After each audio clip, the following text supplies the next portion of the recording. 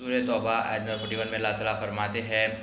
کہ تم آسانی کے دن اور مشکلات کے دن میں تم باہر نکل کر اپنے مال اور جان سے اللہ کی راہ میں جہاد کرو، چاہے سچویشن ایزی ہو یا ہارڈ ہو، یہ تمہارے لیے بہتر ہے اگر تم حقیقت جانتے ہو۔ آیت نمبر 42 میں اللہ تعالیٰ فرماتے ہیں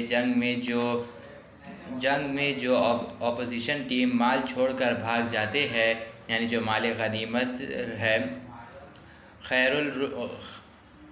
الاصول ہوتا ہے جب تم کو ملنے والا رہتا ہے، اور جہاد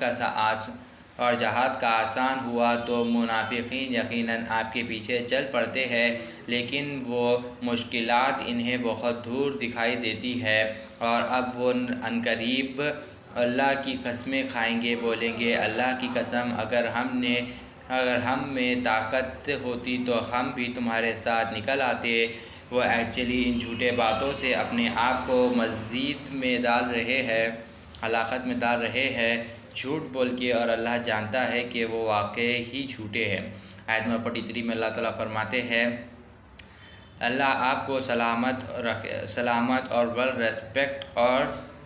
ٹوٹل پروٹیکشن سے رکھے، اور آپ نے انہیں چھٹی کیوں دی رسول اللہ صلی اللہ علیہ وسلم کہ وہ جنگ میں شریک نہ ہو، یا تاکہ وہ لوگ ظاہر ہو جاتے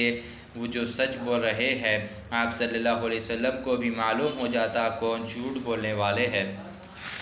آیت نمبر 44 میں اللہ تعالیٰ فرماتے ہیں وہ لوگ جو قیامت کے دن اور اللہ پر ایمان رکھتے ہیں آپ سے اس بات کی چھٹی نہیں مانگتے، اور وہ لوگ ہمیشہ اپنے مال سے اور اپنی جان سے جہاد کے لیے تیار ہے، اور اللہ سے ڈرنے والوں کو اللہ خوب جانتا ہے۔ آیت نمبر 45 میں اللہ تعالیٰ فرماتے ہیں آپ سے جہاد میں حصہ نہ ہونے کے رخصت صرف وہی لوگ چاہیں گے، یعنی جو جہاد میں نہیں آنے کے لیے چھٹی مانگیں گے، وہ جو اللہ پر اور قیامت کے دن پر ایمان نہیں رکھتے، اور ان کے دل شک میں پڑے ہوئے ہیں، وہ اپنے شک میں حیران اور پریشان ہیں۔ آیت نمبر 46 میں اللہ تعالیٰ فرماتے ہیں اگر انہوں نے واقعی جہاد میں نکلنے کا ارادہ کیا ہوتا تو یہ اس کے لیے کچھ نہ کچھ سامان تو ضرور لاتے، لیکن اصلیت تو یہ ہے کہ ان کے جھوٹ اور منافقت کی وجہ سے اللہ نے ان کے جہاد کے لیے کھڑے ہونے ہی ناپسند کیا ہے، سو اللہ نے انہیں وہی روک دیا اور ان سے کہہ دیا کہ تم جہاد سے جی چرا کر بیٹھے رہنے والوں کے ساتھ بیٹھے رہو۔ آیت نمبر 47 میں اللہ تعالیٰ فرماتے ہیں اگر وہ تم میں شامل ہو کر تمہارے ساتھ نکل کھڑے ہوتے تو تمہارے لیے جنگ میں سیریس لڑنے والوں کو بھی بہت بہٹا دیتے، اور جو سیریس اللہ کی راہ میں مال سے اور جان سے جہاد کرتے ہیں تو وہ ان سے بھی لڑتے ہیں، تمہارے درمیان ڈفرینس پیدا کرنے کی کوشش کرتے رہتے، وہ تمہارے اندر ڈفرینس ڈال کر لڑائی کرا دیتے چاہتے ہیں، اور تمہیں ابھی ان کے بعض جاسوس موجود ہے، اور اللہ ظالموں کو خوب جانتا ہے۔ آیت نمبر 48 میں اللہ تعالیٰ فرماتے ہیں وہ پہلے بھی فتنہ پردیزی میں کوشش کر رہے ہیں، یعنی پہلے وہ لڑائی لگانے کی کوشش کرتے رہے اے رسول صلی اللہ علیہ وآلہ وسلم، اور یہ لوگ آپ کے کام میں بھی الٹ پلٹ کرنے کی پلاننگ کرتے رہے، یہاں تک کہ اللہ کا حق یعنی دین حق آ پہنچا اور اللہ کا حکم تھا وہ ٹاپ لیول پہ چلا گیا، غالب ہو گیا، اور وہ اسے ناپسند بھی کرتے ہیں۔ آیت نمبر 49 میں اللہ تعالیٰ فرماتے ہیں ان میں سے وہ آدمی بھی ہے جو کہتا ہے کہ آپ مجھے اجازت دیجیے کہ میں جہاد میں جانے کے بجائے گھر پر ہی ٹھہرا رہوں اور مجھے فتنے میں نہ ڈالے۔ اللہ فرماتا ہے سن لو کہ وہ فتنے میں خود ہی گر پڑے، اور بے شک جہنم کی آگ کافروں کو گھیری ہوئی ہے۔ آیت نمبر 50 میں اللہ تعالیٰ فرماتے ہیں اگر آپ کو کوئی بھلائی یا آشیاش یعنی کنفارمٹیبلٹی آتی ہے تو وہ ان کو برا لگتا ہے، یعنی جب آقا صلی اللہ علیہ وسلم کو کچھ تو بھی بھلائی آتی تو لوگ کو برا لگتا ہے، اگر آپ کے اوپر مصیبت آتی ہے تو کہتے ہیں کہ ہم نے تو پہلے سے ہی سے اپنے کام میں احتیاط یعنی سیفٹی رکھی تھی اور کوششیاں بناتے تھے، اگر آپ کو کوئی تکلیف آتی ہے تو اور وہ وہاں سے چلے جاتے ہیں۔ آیت نمبر 51 میں اللہ تعالیٰ فرماتے ہیں رسول صلی اللہ علیہ وسلم آپ فرما دیجئے کہ ہمیں ہرگز کچھ نہیں پہنچے گا اگر وہی کچھ جو اللہ نے ہمارے لیے لکھ دیا وہی ہمارے سارے کام کرتا ہے، اور اللہ ہی پر ایمان والوں کو بھروسہ کرنا چاہیے۔ آیت نمبر 52 میں اللہ تعالیٰ فرماتے ہیں آپ فرما دیجئے کیا تمہارے لیے حق میں وکٹوری اور شہادت میں سے ایک ہی کا انتظار کر رہے ہو کہ تم شہید ہوتے ہیں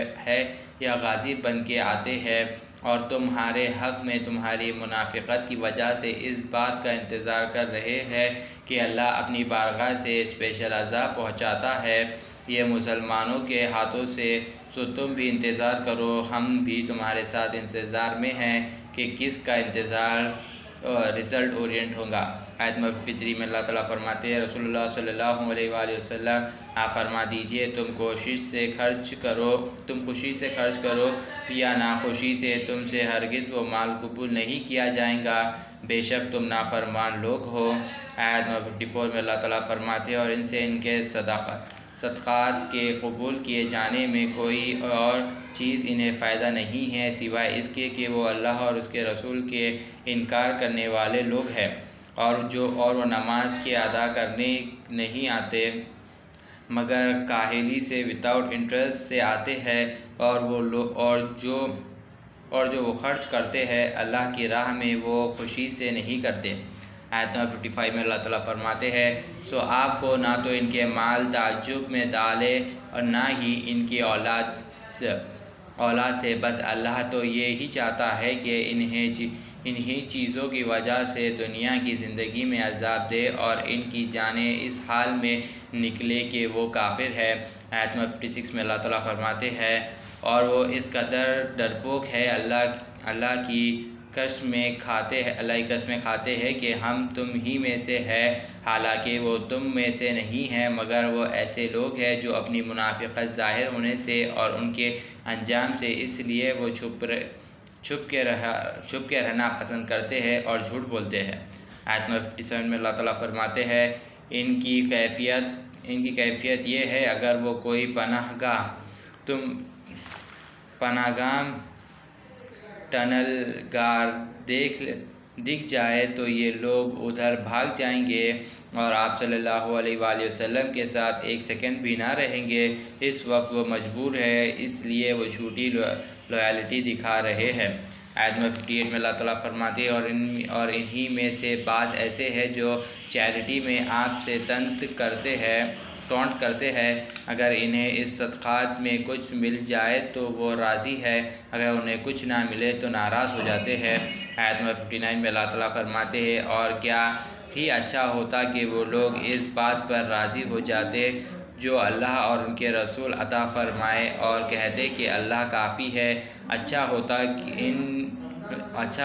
ان نیئر فیوچر اللہ اپنے فضل سے اور عطا فرمائے گا، بے شک تم اللہ ہی کی طرف انٹرسٹڈ ہے، اور رسول صلی اللہ علیہ وآلہ وسلم کا اسی کا واسطہ اور وسیلہ ہے، اس دنیا بھی اللہ ہی کی دنیا ہے، وہ یہ عقیدہ رکھتے ہیں اور ٹونٹ نہیں کرتے تو یہ اچھے ہوتا۔ آیت نمبر 60 میں اللہ تعالیٰ فرماتے ہیں بے شک چیریٹی اسپیشل غریب محتاجوں کو اور جو زکوٰۃ وصول کرنے والوں کو ان کے والنٹیئرز کے لیے ہے جن کے دلوں میں اسلام کی محبت پیدا کرنا مقصد ہو، اور مزید یہ کہ گردنوں کو غلامی سے آزاد کرنے میں اور قرضداروں کے بوجھ ہٹانے میں اور اللہ کی راہ میں جہاد کرنے والوں پر اور سفر میں ہے سو لوگ پر زکوٰۃ خرچ کیا جانا حق ہے، اور یہ سب اللہ کی طرف سے فرض کیا ہے، اور اللہ خوب جاننے والا اور بڑی حکمت والا ہے۔ صدق اللہ العظیم و صدق مولانا رسول